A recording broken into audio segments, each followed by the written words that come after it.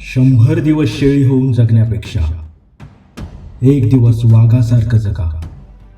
शिका, संघर्ष करा, संघटित व्हा. विश्वाला शांतीचा संदेश देणारे महाकरुण तथागत भगवान गौतम बुद्ध, बोधिसत्व परमपूज्य भारतरत्न डॉक्टर बाबासाहेब आंबेडकर यांच्या प्रतिमेस त्रिवार अभिवादन. एका छोट्या गावात जन्मलेला एक मुलगा, ज्याला पाणी सुद्धा स्वतः घेऊन दिलं जात नव्हतं, ज्याला शाळेत वेगळं बसवलं जायचं, ज्याच्यावर प्रत्येक पावलावर अपमान होत होता, तोच मुलगा पुढे जाऊन भारताचा संविधान निर्माता बनला. ही गोष्ट आहे डॉक्टर बाबासाहेब आंबेडकर यांची. 14 एप्रिल 1891 माऊ या ठिकाणी एका दलित कुटुंबात त्यांचा जन्म झाला. वडील रामजी सतपाल शिस्तप्रिय सैनिक, आई भीमाई प्रेमळ पण संघर्ष करणारी आई. लहानपणापासूनच भीमराव हुशार होते, पण समाज त्यांना स्वीकारायला तयार नव्हता. शाळेत त्यांना वर्गाच्या मागे बसवलं जायचं. शिक्षक त्यांना हात लावायला घाबरायचे.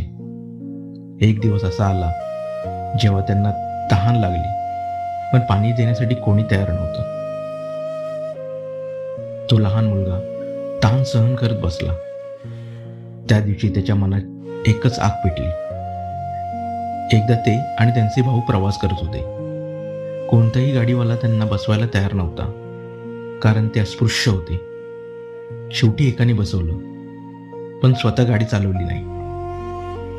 त्यांना स्वतःच गाडी चालवायला लावली. ही फक्त एक घटना नव्हती, हा रोजचा अपमान होता. पण भीमरावांनी हार मानली नाही.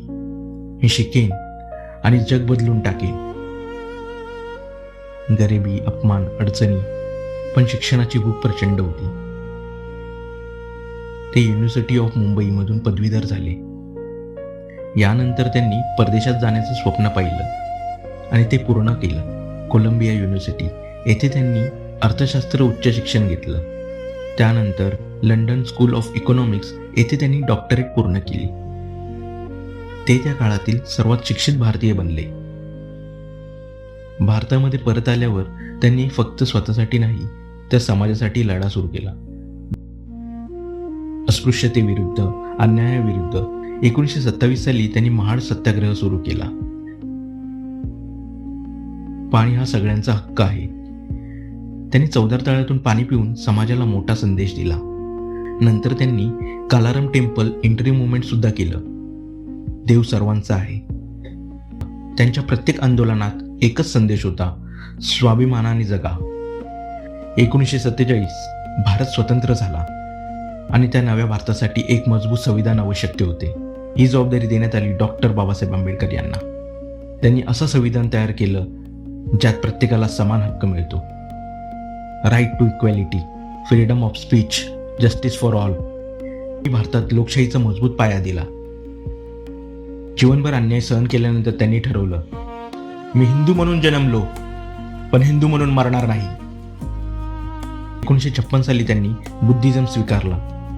लाखो लोक त्यात सोबत गेले. त्यांनी समानता, शांतता आणि मानवतेचा मार्ग निवडला. 6 डिसेंबर 1956 साली एक महान व्यक्तिमत्व आपल्यातून निघून गेलं, पण त्यांचे विचार आजही जिवंत आहेत. शिक्षण घ्या, संघटित व्हा, संघर्ष करा. हे त्यांचे शब्द आजही आपल्याला प्रेरणा देतात. ही गोष्ट आहे एका अशा माणसाची ज्याने स्वतःचं नाही तर संपूर्ण देशाचं भविष्य बदललं. जय भीम.